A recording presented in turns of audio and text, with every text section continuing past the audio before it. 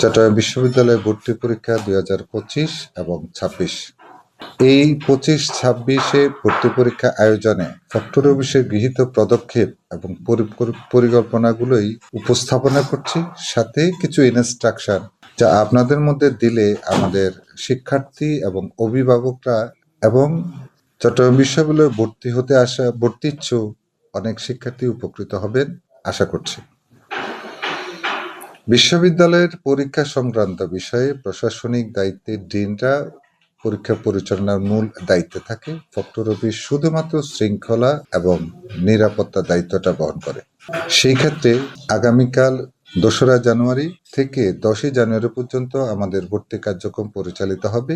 এই সময়ের মধ্যে জানুয়ারি 2 তারিখ, 3 তারিখ, 9 তারিখ এবং 10 তারিখ, এই 4টি দিন আমাদের বড় পরীক্ষা। প্রায় 20,000-এর মতো ছাত্রছাত্রী বিশ্ববিদ্যালয়ে প্রবেশ করবে। ফলে বিশ্ববিদ্যালয়ের শৃঙ্খলা এবং নিরাপত্তার জন্য আমরা বেশ কিছু পদক্ষেপ গ্রহণ করেছি। প্রথম পদক্ষেপ হচ্ছে, প্রবেশ পথ হবে একমুখী এবং এখান থেকে বের হওয়ার পথও থাকবে একটি। 1 নম্বর গেট দিয়ে প্রবেশ করবে স্মরণ চত্বর হয়ে, শাহজালাল আমানতের সামনে দিকে, সরোয়ার্দী হল হয়ে, নিরাপত্তার মোড় হয়ে কেন্দ্রীয় খেলার মাঠে গিয়ে সব গাড়িগুলো অবস্থান করবে। তাদের অবস্থান করার জন্য নিরাপদ ব্যবস্থা রাখা হয়েছে। কেউ যদি মনে করে এর মধ্যে বেরিয়ে যাবে, তারা 2 নম্বর গেট দিয়ে প্রবেশ করতে পারবে।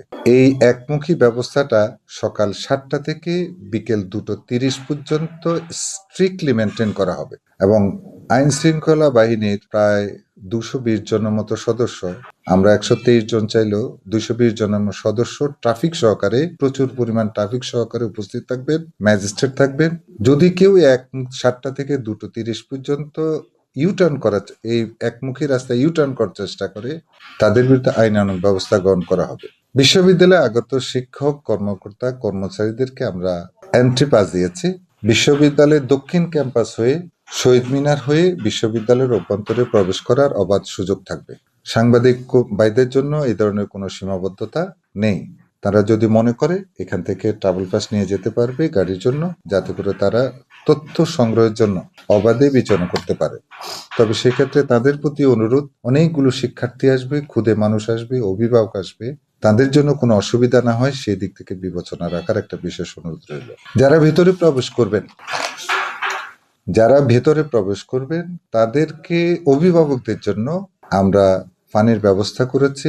এবার ফার্কবিউ এবং আরেকটি হসপিটাল, 2টো হসপিটাল তাদের স্পন্সর করে যাচ্ছে। তারা আমাদের এখানে 2টো ক্যাম্প তৈরি করবে, যাতে করে অভিভাবকরা, ছাত্রছাত্রীরা অসুস্থতা হলে প্রাথমিক জরুরি ট্রিটমেন্টটা পেয়ে যেতে পারেন।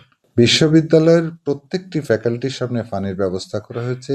6টি বিশ্রামাগার তৈরি করা হয়েছে, যা চাকসু প্রতিনিধি দ্বারা নিয়ন্ত্রিত থাকবেন। আমাদের 6টি ইনফরমেশন সেন্টারও তৈরি করা হয়েছে বিভিন্ন স্থানে, যাতে করে স্টুডেন্টরা তাদের অবস্থান সম্বন্ধে জানতে পারবেন। প্রত্যেকটা ডিপার্টমেন্টের সামনে রোল নাম্বার সম্বলিত, প্রত্যেক ফ্যাকাল্টির সামনে রোল নাম্বার সম্বলিত ব্যানার দেওয়া হবে, যাতে করে স্টুডেন্টরা বুঝতে পারে কোথায় কার সিট পড়েছে। এছাড়াও আমাদের অনেকগুলো স্বেচ্ছাসেবক শিক্ষার্থী রয়েছে, তারা তাদেরকে সঠিক দিক নির্দেশনা প্রদান করবেন।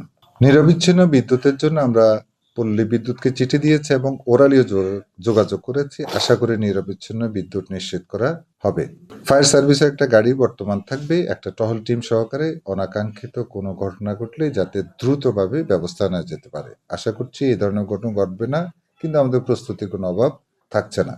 বিশ্ববিদ্যালয়ের পরীক্ষা কেন্দ্রের অভ্যন্তরে ফ্যাক্টরিয়াল বডির কোনো ভূমিকা নেই, তাই আমরা নিরাপত্তার জন্য বাইরে অবস্থান করব। যদি ডিন মহোদয়রা মনে করেন যে শৃঙ্খলার স্বার্থে কোনো অনাকাঙ্ক্ষিত ঘটনায় তৈরি হয়েছে, তখনই কেবল আমরা অভ্যন্তরে প্রবেশ করব। এর পরবর্তী আমাদের প্রস্তুতি হচ্ছে যানজট নিরসন করার জন্য 2 নম্বর থেকে শুরু করে 1 নম্বর 2 নম্বর গেট পর্যন্ত 15টা স্থানে স্থায়ীভাবে 7 দিনের জন্য ট্রাফিক ব্যবস্থা নিশ্চিত করার কল্পে আমরা আজকে মিটিং করেছি। কথা দিয়েছেন যে মৌলিক 4টা পরীক্ষার দিন মিনিমাম 65 জন ট্রাফিক এই 15টা পয়েন্টে অবস্থান করবে। তার সাথে সাথে আমাদের নিজস্ব নিরাপত্তা এবং শিক্ষার্থী স্বেচ্ছাসেবকরাও অবস্থান করবেন। বিএনসিসি ক্যাডেটও থাকবেন, রোভার স্কাউটও থাকবেন। সবাই মিলে একটা সম্মিলিত ব্যবস্থা গ্রহণ করা হবে।